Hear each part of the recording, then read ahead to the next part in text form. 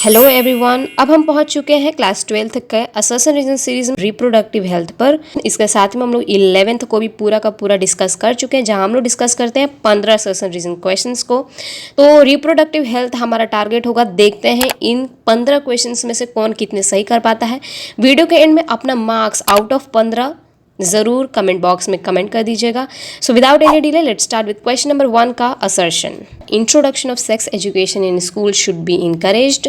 तो असर्शन बिल्कुल सही है, इसमें दिया है जो भी सेक्स एजुकेशन होती है, मतलब सेक्स रिलेटेड जितनी भी जानकारी होती हैं जो ज़रूरी है एक बच्चे को जानना, उसको इनकरेज करना चाहिए स्कूल लेवल से ही। स्कूल लेवल पर ही हमें सेक्स रिलेटेड एजुकेशन को बच्चे के अंदर देना चाहिए, ताकि वो भी जितनी मिसअंडरस्टैंडिंग्स होती हैं, जो भी गलतियाँ हो जाती हैं किसी से, या फिर जो भी मिथ होता है सेक्स रिलेटेड चीज़ों में, वो ना आए, वो बच्चा ना करे। इसलिए हमें ऑफ कोर्स एक टीचर की जिम्मेदारी है कि वो इनकरेज करे इसके बारे में स्कूल लेवल से ही। तो असर्शन बिल्कुल सही है। रीज़न दे that sex education in school will encourage children to believe in myth about sex related aspect. तो रीज़न बिल्कुल गलत है। अभी हमने बताया कि क्यों हम उसे एजुकेशन दे रहे हैं, एजुकेट क्यों कर रहे हैं, इसलिए एजुकेट कर रहे हैं ताकि वो मिथ पे बिलीव करे, बिल्कुल भी नहीं। उसको वो मिथ पे बिलीव ना करें, अफवाह पे बिलीव ना करें, इसलिए उसे हम सेक्स के बारे में एजुकेशन दे रहे हैं स्कूल लेवल पर ही। तो रीज़न गलत है, क्योंकि यहाँ पे लिखा बिलीव इन मिथ। असर्शन से correct option is C. Question number 2 का असर्शन दिया that periodic abstinence is a method in which couples avoid from coitus from day 17 to 27 of a menstrual cycle. तो पीरियोडिक एब्स्टिनेंस के बारे में बात किया है कि पीरियोडिक एब्स्टिनेंस क्या है। अगर हम इसको समझें तो स्पर्म का जो लाइफ होता है नियरली 3 days हम लोग लेते हैं, 3 to 5 days होता है स्पर्म का लाइफ। ओवम का लाइफ वही 1 day होता है। और ओव्यूलेशन हमें पता है कि फीमेल के मेंस्ट्रुअल साइकिल का जो भी ड्यूरेशन होता है उसके 14वें दिन पर ओव्यूलेशन होता है, मतलब कि ओवम जो होता है सेकेंडरी oocyte जो होता है वो रिलीज होता है फ्रॉम दी ओवरी। तो अगर हम इसको एक थोड़ा सा रफली समझ लें, ओव्यूलेशन हुआ है फीमेल के फैलोपियन ट्यूब में, क्या आ चुका है, ओवम है, 14 तारीख को ओवम आ चुका है। अगर कोइटस होता है 12 तारीख को या 11 तारीख को, तो स्पर्म का लाइफ क्या है, 3 दिन है। तो 12 को रहेगा, 13 को रहेगा, 14 को भी रहेगा। यानी कि 14 को ओव्यूलेशन हुआ और साथ ही में अगर 12 को कोइटस हुआ तो स्पर्म का लाइफ क्योंकि 3 दिन है, 3 to 5 days हम लोग ले लेते हैं, तो वो 14 तारीख को भी स्पर्म अभी रहेगा। तो क्योंकि यहाँ पे ये है तो फर्टिलाइजेशन हो जाएगी और क्या हो जाएगा, प्रेगनेंसी हो जाएगा, जिसको अवॉइड करना है। तो 14 डेज से और इधर 3-4 दिन ले लो, और 14 डे के और उधर 3-4 दिन ले लो।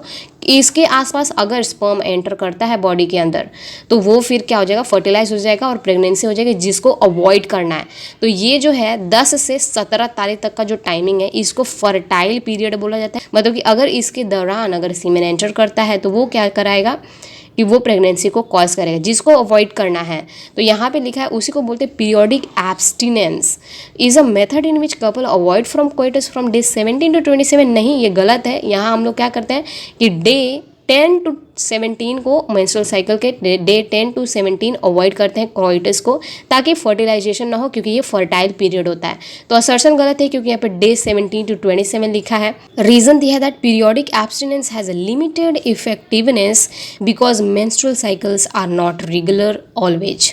तो जो ये रीज़न है बिल्कुल सही है कि जो पीरियोडिक एब्स्टिनेंस है एकदम पुअर इसका इफेक्टिवनेस, बहुत लिमिटेड इफेक्टिवनेस इसका होता है। कि अगर इस तरह से कोई कर रहा है, अगर चाह रहा है कि प्रेगनेंसी ना हो, तो भाई तुम गलत रास्ते पे हो, कुछ भी हो सकता है, क्योंकि ये एक इसका लिमिटेड इफेक्टिवनेस होता है। क्योंकि मेंस्ट्रुअल साइकिल जो फीमेल की होती है वो हमेशा रेगुलर नहीं होती है, 2-4 दिन अधिक लग जाता है कभी आने में और कभी 2-3 दिन कम लग जाता है, तो रेगुलर नहीं होती है। फिक्स नहीं है कि उसका 14वें दिन पर ही उसका ओव्यूलेशन होगा। तो क्योंकि मेंस्ट्रुअल साइकिल ही रेगुलर नहीं है, तो तुम्हारा ओव्यूलेशन का टाइम ही रेगुलर नहीं है, और रेगुलर नहीं है तो आप किस तरह से कैलकुलेट कर पाओगे।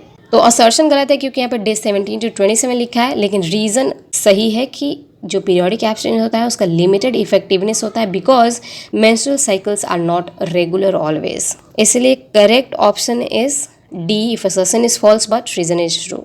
क्वेश्चन नंबर 3 का असर्शन दिया that as long as the mother breast feeds the child fully chances of conceptions are almost nil.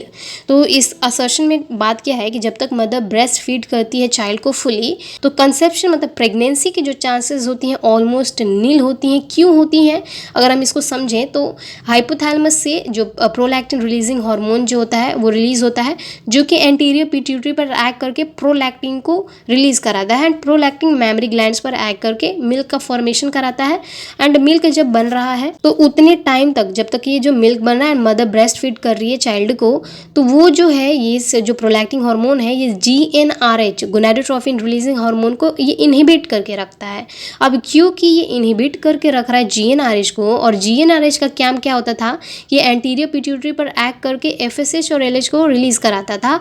FSH क्या करा था, ओवरी में प्रेजेंट फॉलिकल्स का डेवलपमेंट कराता था, एंड LH जो होता था वो ग्राफिन फॉलिकल का ओव्यूलेशन कराता था, जिससे सेकेंडरी साइड बाहर निकल जाती थी एंड कॉर्पस ल्यूटियम फॉर्म होता था। तो फॉलिकल्स बनता था तो ईस्ट्रोजन रिलीज करता था, और कॉर्पस ल्यूटियम बनता था तो ईस्ट्रोजन और प्रोजेस्टेरॉन दोनों रिलीज करता था, जो कि फर्दर यूट्रस का जो लाइनिंग होता था एंडोमेट्रियम वाला अंदर वाला, उसको थिकनिंग कराता था, ग्लैंडुलर सिक्रेटरी और वैस्कुलर बनाता था, और इस तरह से वो क्या कराता था, इम्प्लांटेशन कराता था। अगर ये सारी चीज़ें होती थी, मतलब ओव्यूलेशन हो रहा है एंड यूट्रस की थिकनिंग हो रही है, तो वही फिर आगे अगर फर्टिलाइजेशन होता था तो ब्लास्टोसिस्ट आकर के एंडोमेट्रियम के साथ जुड़ जाता था।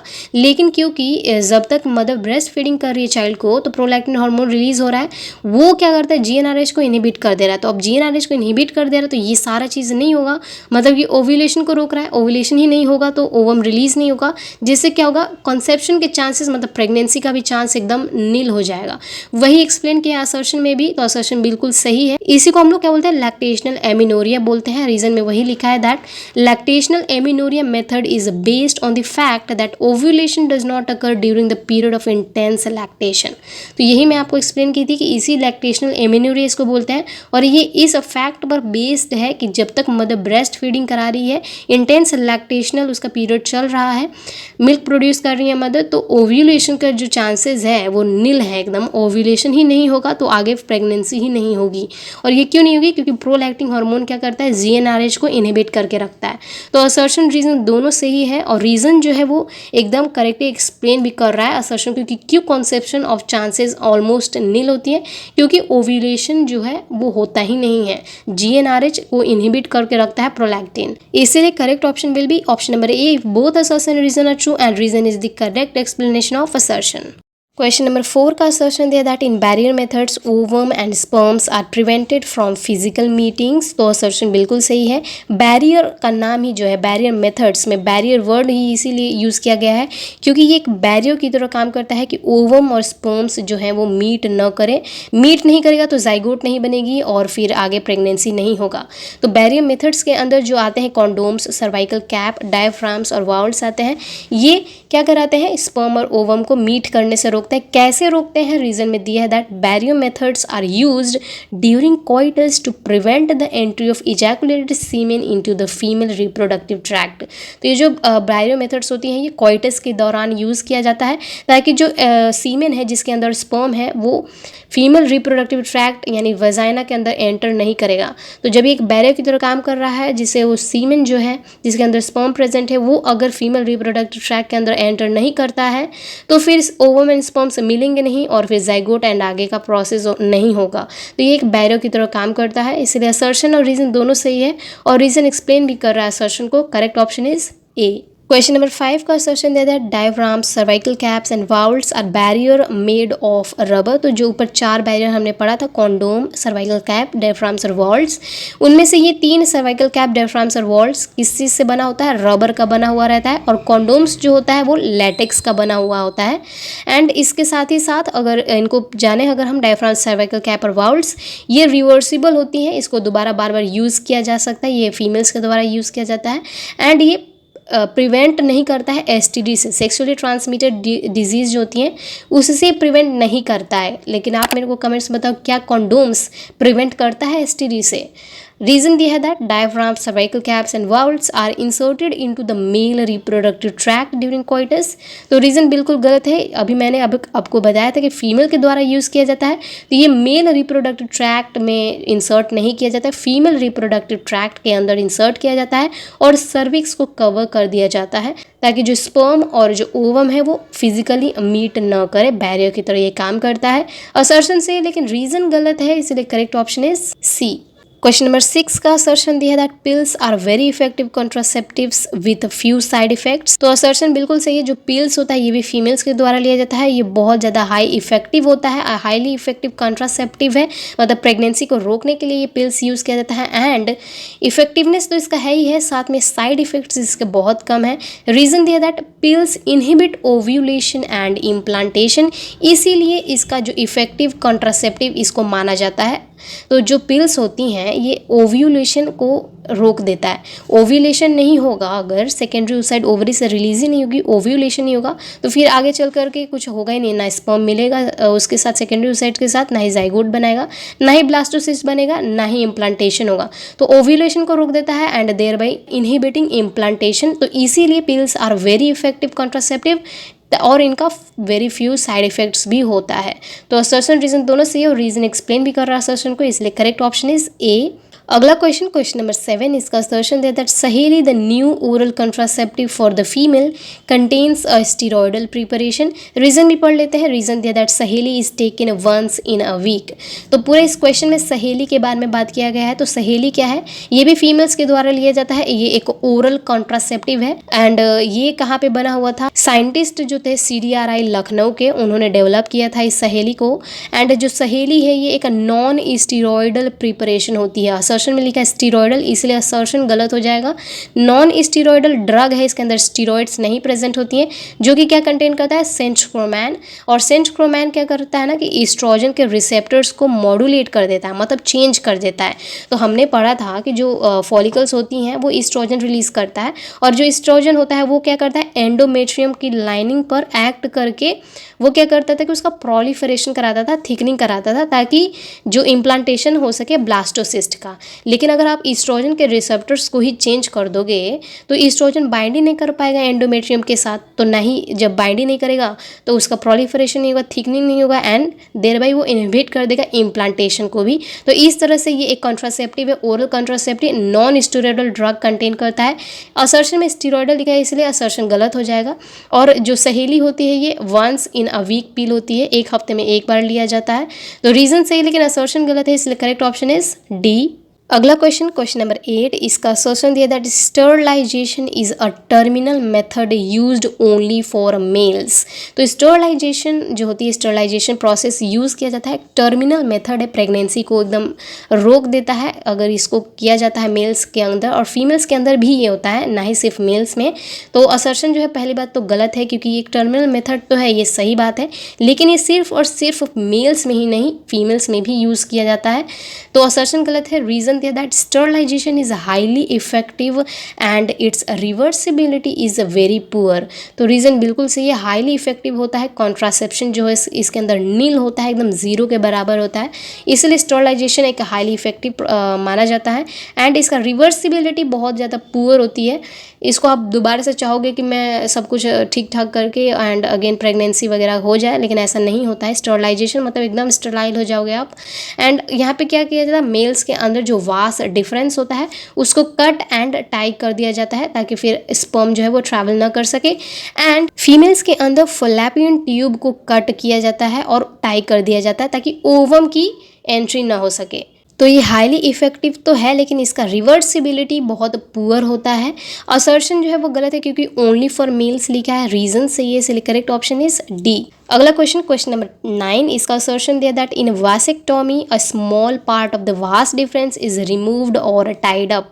तो असर्शन बिल्कुल सही है। पिछले क्वेश्चन में भी मैंने बताया था कि जो स्टरलाइजेशन वाला मेथड अगर मेल्स के अंदर यूज़ किया जाता है तो वहाँ पे वास डिफरेंस का एक छोटा सा पार्ट कट करके रिमूव कर दिया जाता है, या फिर टाई कर दिया जाता है उसको, तो वो वासेक्टोमी के अंदर आता है। तो असर्शन बिल्कुल सही है। रीजन दिया that in tubectomy a small part of the fallopian tube is removed और टाइड अप। तो रीजन भी बिल्कुल सही है कि ट्यूबेक्टोमी मतलब जो फीमेल के अंदर स्टरलाइजेशन मेथड है उसको ट्यूबेक्टोमी बोलते हैं। क्यों? क्योंकि इसके अंदर स्मॉल पार्ट, छोटा सा पार्ट फैलोपियन ट्यूब का या तो रिमूव कर दिया जाता है या तो उसको कट करके टाई कर दिया जाता है। तो असर्शन रीजन दोनों से, लेकिन रीजन एक्सप्लेन नहीं कर रहा असर्शन को, दोनों अलग अलग स्टेटमेंट है। असर्शन में वासेक्टोमी का बात किया है एंड रीजन में ट्यूबेक्टोमी का बात किया है, इसीलिए correct option will be B. Question number 10 का असर्शन दिया that second trimester abortion are much more complicated. तो जो सेकेंड ट्राइमेस्टर की अबॉर्शन होती है, जहाँ पे बेबी को अबॉर्ट कर दिया जाता है, बॉडी से निकाल दिया जाता है बाहर, तो जो सेकेंड ट्राइमेस्टर वाला होता है, मतलब कि 6 मंथ बोले या 24 वीक्स दोनों बराबर है, तो ये वाली जो अबॉर्शन होती है वो काफ़ी ज़्यादा कॉम्प्लिकेटेड होती हैं। यहाँ पर कम से कम जो 2 रजिस्टर्ड मेडिकल प्रैक्टिशनर की ज़रूरत पड़ती है। और क्यों सबसे ज़्यादा कॉम्प्लिकेटेड होता है, रीज़न में दिया दैट आफ्टर 12 वीक्स, मतलब कि एक जो आफ्टर 12 वीक्स मतलब फर्स्ट ट्राइमेस्टर 3 महीना के बाद जो प्रेगनेंसी होती है उसके अंदर जो फीटस होता है वो मैटरनल टिश्यू के साथ इंटीमेटली एसोसिएट हो जाता है। तो जैसे जैसे ग्रोथ होती है फीटस की, वो मैटरनल टिश्यू के साथ में फीटस का जो होता है प्लेसेंटा वाला पार्ट वो और ज़्यादा स्ट्रॉन्ग होता है, इंटीमेटली और ज़्यादा एसोसिएटेड होते जाता है, जिसकी वजह से उनको अबॉर्ट कर पाना जो होता है वो उतना ज़्यादा कॉम्प्लेक्स होते जाता है। तो वही दिया है इसमें भी। तो असर्शन रीज़न दोनों से, और रीज़न एक्सप्लेन भी कर रहा है असर्शन को कि क्यों सेकेंड ट्राइमेस्टर वाले जो अबॉर्शन होते हैं वो मच मोर कॉम्प्लिकेटेड होता है। और अगर जो अबॉर्शन है अगर विद इन फर्स्ट ट्राइमेस्टर कर दी जाए, मतलब कि 3 महीना से पहले ही अगर अबॉर्शन कर लिया जाए तो वो सेफ होता है। एक ही रजिस्टर्ड मेडिकल प्रैक्टिशनर की ज़रूरत होती है। असर्शन रीज़न दोनों से, रीज़न एक्सप्लेन कर रहा है असर्शन को, इसलिए करेक्ट ऑप्शन इज ए। अगला क्वेश्चन, क्वेश्चन नंबर 11, इसका असर्शन दे रहा है syphilis, gonorrhoea and AIDS are STIs, मतलब सेक्सुअली ट्रांसमिटेड इन्फेक्शंस या डिजीज। तो बिल्कुल असर्शन सही है। सिम्फिलिस, गोनोरिया एंड एड्स जो होती हैं वो सेक्सुअली ट्रांसमिट होती हैं। सेक्सुअली ट्रांसमिटेड इन्फेक्शन इसको बोलते हैं। जो सिम्फिलिस होता है वो ट्रिपिनोमिया पैलिडम नाम के बैक्टीरिया से होता है ये। गोनोरिया जो होता है वो कौन कॉज करता है, बैक्टीरिया होता है ये, नाइजेरिया गोनोरिया। एंड एड्स तो सबको पता ही होता है, HIV वायरस है। तो असर्शन बिल्कुल सही है। रीजन दे that syphilis, gonorrhoea and AIDS are transmitted through sexual intercourse. तो ये मैं आपको बता रही थी कि जो रीजन है वो बिल्कुल सही है, that syphilis, gonorrhoea and ads जो होता है वो कैसे ट्रांसमिट होता है, सेक्सुअल इंटरकोर्स से ट्रांसमिट होता है, इसीलिए इसको सेक्सुअली ट्रांसमिटेड इन्फेक्शन भी बोलते हैं। तो असर्शन रीजन दोनों सही है, और रीजन एक्सप्लेन भी कर रहा है असर्शन क्योंकि why syphilis, gonorrhoea and AIDS are STI, sexually transmitted infection, इसलिए करेक्ट ऑप्शन इज ए। अगला क्वेश्चन, क्वेश्चन नंबर 12, इसका असर्शन दिया that infertility is the inability to produce children in spite of unprotected sexual cohabitation. तो assertion में basically infertility का definition दिया है कि इनफर्टिलिटी होता क्या है।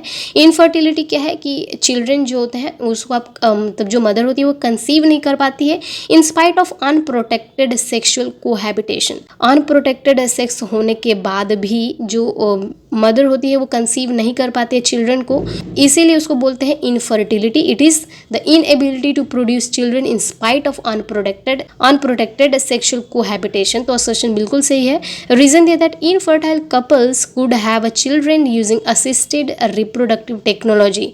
अगर कोई इनफर्टाइल कपल है फिर भी वो बेबी को कंसीव कर सकता है by the help of art जो होती है असिस्टेड रिप्रोडक्टिव टेक्नोलॉजी। तो ऐसी बहुत सारी मॉडर्न टेक्नोलॉजीज आ गई हैं कि इनफर्टाइल कपल भी अब बेबी को कंसीव कर सकते हैं। तो जो असर्शन है बिल्कुल सही है, रीजन भी सही है, लेकिन दोनों अलग अलग स्टेटमेंट है, रिलेट नहीं कर रहा है एक दूसरे को, इसलिए करेक्ट ऑप्शन इज बी। अगला क्वेश्चन, क्वेश्चन नंबर 13, इसका असर्शन दिया that IVF is fertilization outside the body of woman. IVF मतलब इन विट्रो फर्टिलाइजेशन। तो इन विट्रो का मतलब ये होता है कि बॉडी के बाहर अगर लेबोरेटरी के अंदर कोई भी चीज़ को किया जाता है तो उसको इन विट्रो बोलते हैं। यहाँ पे इन विट्रो फर्टिलाइजेशन के बारे में बात कर रहे हैं। तो इन विट्रो फर्टिलाइजेशन जो होती है वो outside the body of the woman perform की जाती है। बिल्कुल असर्शन सही है। जो इन विट्रो फर्टिलाइजेशन होता है इसमें क्या करते हैं कि बॉडी के बाहर ही लैब के अंदर टेस्ट ट्यूब के अंदर स्पर्म एंड ओवम को ले करके मिक्स कर दिया जाता है। रीजन दिया that the zygote up to 8 blastomeres be transferred into the fallopian tube. तो रीजन भी बिल्कुल सही है। जो उसका 8 सेल्ड हो गया, 16 सेल्ड हो गया, उसके बेसिस पर उसको यूट्रस के अलग पार्ट्स में इम्प्लांट किया जाता है। तो जो जाइगोट है उसके अंदर ब्लास्टोमियर्स बनते जाते हैं। तो अगर वो ब्लास्टोमियर्स 8 सेल का है जिसको हम लोग मोरूला बोलते हैं, उसको हम लोग कहाँ पे ट्रांसफ़र कर सकते हैं, फैलोपियन ट्यूब के अंदर ट्रांसफ़र करेंगे। तो उसको क्या बोलेंगे, जिफ्ट बोलेंगे, zygote intra fallopian tube transfer. तो ये बिल्कुल सही है that the zygote up to 8 blastomeres could be transferred into the fallopian tube। तो बिल्कुल रीज़न सही है और असर्शन भी सही है that IVF is fertilization outside the body of a woman। लेकिन दोनों अलग अलग स्टेटमेंट है, नॉट रिलेटिंग ईच अदर, इसलिए correct option will be B. Question number 14, last second question. इसका assertion दे that IUT intrauterine transfer is transfer of embryo with more than 8 blastomeres into the fallopian tube. assertion है ये बिल्कुल गलत है, क्योंकि IUT से ही पता चल रहा है कि इंट्रायूटराइन ट्रांसफर है, ना कि फैलोपियन ट्यूब में ट्रांसफर कर रहे हैं। फैलोपियन ट्यूब में ट्रांसफर को हम लोग क्या बोलते थे? जिफ्ट बोलते थे। पिछले क्वेश्चन में ही हमने देखा कि zygote intra fallopian tube transfer होता था वो, और इंट्रायूटराइन ट्रांसफर में क्या करते हैं कि यहाँ पर मोर देन 8 ब्लास्टोमियर्स मतलब 16 सेल वाला जो ब्लास्टोमियर जो जाइगोट होता है, जिसको हम लोग फिर से मोरुला ही बोलते हैं, उसको किस में ट्रांसफर करते हैं? 16 सेल वाले को यूटरस के अंदर ट्रांसफर करते हैं, और उसको क्या बोलते हैं? IUT बोलते हैं, इंट्रा यूट्राइन ट्रांसफर। और 8 सेल्ड वाला जो जाइगोट होता है उसको फैलोपियन ट्यूब के अंदर ट्रांसफर करते हैं, और उसको क्या बोलते हैं? जिफ्ट बोलते हैं, ZIFT। तो यहाँ पर असर्शन गलत है, क्योंकि IUT को फैलोपियन ट्यूब के साथ कंपेयर किया है, तो बिल्कुल गलत है असर्शन। रीजन दिया है that IUT is a very popular method of forming embryos in vitro. तो रीजन बिल्कुल सही है, जो मैंने पिछले क्वेश्चन में भी आपको बताया कि इन विट्रो फर्टिलाइजेशन में क्या करा जाता है कि ओवम एंड स्पर्म को टेस्ट ट्यूब के अंदर मिक्स किया जाता है, एंड देन जाइगोट बनाया जाता है, एंड जाइगोट को यूट्रस के अलग अलग पार्ट्स में इम्प्लांट किया जाता है। तो यहाँ पर हम लोग एम्ब्रियो ट्रांसफर भी इसको बोलते हैं। हालांकि यहाँ एम्ब्रियो का ट्रांसफर नहीं कर रहे हैं हम लोग, जाइगोट का ट्रांसफर कर रहे हैं, लेकिन जाइगोट ही तो आगे चल के एम्ब्रियो बनाएगा, इसलिए एम्ब्रियो ट्रांसफर भी इसको बोलते हैं। तो इसके अंदर भी जिफ्ट एंड IUT आता है, जहाँ पर जिफ्ट में हम लोग 8 सेल्ड जो जाइगोट होता है उसको फैलोपियन ट्यूब में करते हैं, एंड IUT को जहाँ पे 16 सेल्ड का जाइगोट है उसको यूट्रस के अंदर इम्प्लांट करते हैं। तो वही तो हुआ कि जो इंट्रा यूट्राइन ट्रांसफर है ये एक पॉपुलर मेथड है of forming embryos in vitro. तो बिल्कुल रीजन सही है और असर्शन बिल्कुल गलत है, इसलिए correct option will be D। Last question, question number 15, इसका असर्शन देता है intracytoplasmic sperm injection ICSI is a procedure to form an embryo in vitro. भाई साहब दिमाग खराब कर दिया, सेम तरह के 3 क्वेश्चन है, वही बात हुई है। इन विट्रो फर्टिलाइजेशन मैंने आपको बताया था, जिसमें एम्ब्रियो का ट्रांसफर यानी कि जाइगोट का ट्रांसफर करते हैं हम लोग। तो जिफ्ट पढ़ा हमने, IUT पढ़ा हमने, उसी में एक और पार्ट होता है ICSI। यहाँ पे जाइगोट का ट्रांसफर नहीं करते, लेकिन ये भी एक इन विट्रो फर्टिलाइजेशन है, क्योंकि बॉडी के बाहर परफॉर्म किया जाता है। तो इसके अंदर ICSI है जो इंट्रासाइटोप्लाज्मिक स्पर्म इंजेक्शन, मतलब कि यहाँ पे क्या किया जाता है कि फीमेल का ओवम लिया जाता है, और उस ओवम के अंदर नेचुरली मतलब ह्यूमंस जो हैं, जो डॉक्टर्स हैं, वो क्या करते हैं, वो स्पर्म को लेते हैं एंड इसके अंदर इंजेक्ट करते हैं साइटोप्लाज्म ऑफ द ओवम। तो इंट्रासाइटोप्लाज्मिक स्पर्म इंजेक्शन यहाँ किया जाता है, ओवम के साइटोप्लाज्म के अंदर स्पर्म को इंजेक्ट किया जाता है। तो ये भी बाहर हो रहा है। तो इंट्रासाइटोप्लाज्मिक स्पर्म इंजेक्शन जो है ICSI, ये एक प्रोसीजर है to form an embryo in vitro. तो असर्शन बिल्कुल सही है, क्योंकि अगर जब फिर स्पर्म को उसके अंदर मिला दिया जाएगा उसके साइटोप्लाज्म में, ओवम के साइटोप्लाज्म में, तो फिर जाइगोट बनेगा एंड देन एम्ब्रियो बनेगा। तो ये भी इन विट्रो का ही एक पार्ट है, तो बिल्कुल असर्शन सही है। रीजन दिया that in ICSI sperm is directly injected into the ovum. बिल्कुल रीजन सही है, ICSI के अंदर स्पर्म को डायरेक्टली इंजेक्ट कर दिया जाता है ओवम के साइटोप्लाज्म के अंदर, एंड इसीलिए ये एक प्रोसेस भी है एम्ब्रियो बनाने का बॉडी के बाहर, इन विट्रो फर्टिलाइजेशन इसको बोलते हैं। तो असर्शन रीजन दोनों सही है, और रीजन एक्सप्लेन भी कर रहा है असर्शन को, इसलिए correct option will be A। So here we complete this entire chapter reproductive health. I hope आपको समझ में आएगा। कोई भी डाउट होगा मेरे को कमेंट्स में ज़रूर पूछिएगा। So yes, thanks for watching, thank you so much.